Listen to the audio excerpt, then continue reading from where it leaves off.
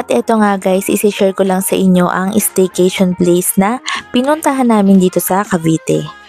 Ito nga pala ay located sa Bukal, Silang, Cavite. Mayroon nga silang 4 na villa at dito kami nagstay sa isa nilang villa.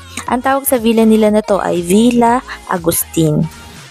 Ito nga yung pinili namin dahil sa tingin namin yung space nito o yung laki ng villa nito ay swak na swak lamang sa bilang ng pamilya namin. At pagpasok pa lang namin talaga namang sasalubong sa'yo yung napakagandang view ng loob ng villa. Tapos dyan, meron din siyang pinaka-CR o bathroom. Bali may heater din yan kapag gusto nyong gamitin kapag maliligo kayo.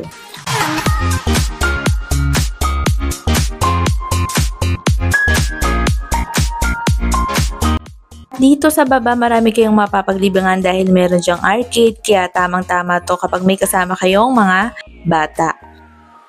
At dito naman sa kitchen, kumpleto ng gamit kaya wala kayong aalalahanin kapag gusto nyong magluto. At ayan nga yung mga bata talaga mag-i-enjoy sila dyan sa arcade.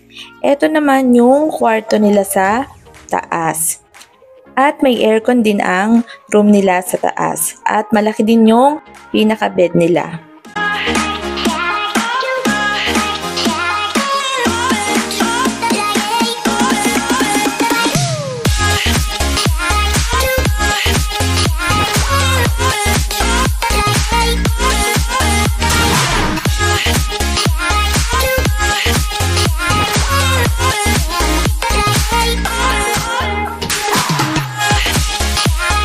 At dito naman sa baba, ayan nga, meron TV, pwede rin makapaglaro ng PS4, arcade, video okay.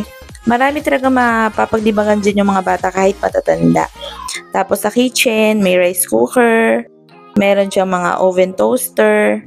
Ayan, kaya kahit wala kayong masyadong mga dala kung ano-ano, magagawa nyo na lahat dyan na makapagluto kayo. Tapos sa labas din yan, meron ding lutuan. At dito naman sa baba nga, meron ding bedroom. Ayan. Kung mapapansin nyo, talagang maluwang din siya at napakalinis talaga. At saka isa pang napansin ko, bawat room talaga nila napakababango.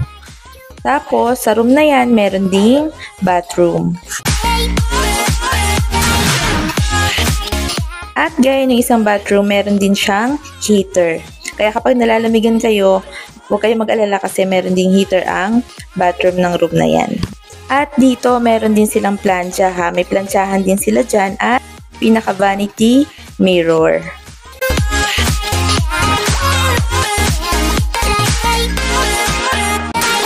At kung talagang gusto nyo mag-relax, talaga sa palagay ko, gaya namin, yung experience namin, na-enjoy talaga namin. Kasi komportable talaga, sakto lang yung space, at maraming ang paglilibangan yung mga bata. Tapos, as in talaga magpapahinga ka lang doon. Ayan, kung gusto nyo, pwede rin kayo magkantahan doon. Tapos, yung mga bata, ang dami ring board games dyan. Gaya nyan, may Jenga. Tapos, may mga PS4, may arcade pa. Kaya yung mga bata, hindi sila maboboring kasi marami silang paglilibangan.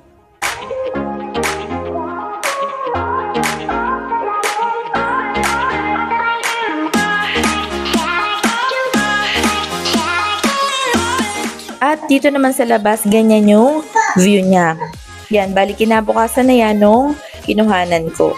Ayan siya, oh, napakaganda. Tapos, dyan na rin kami kumain sa labas kasi may lutuan din dyan.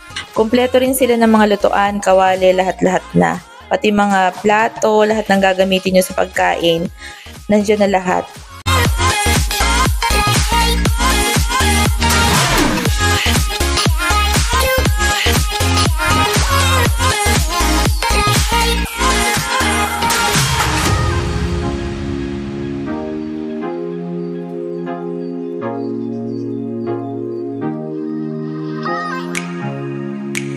At may libre pa silang pakape at creamer.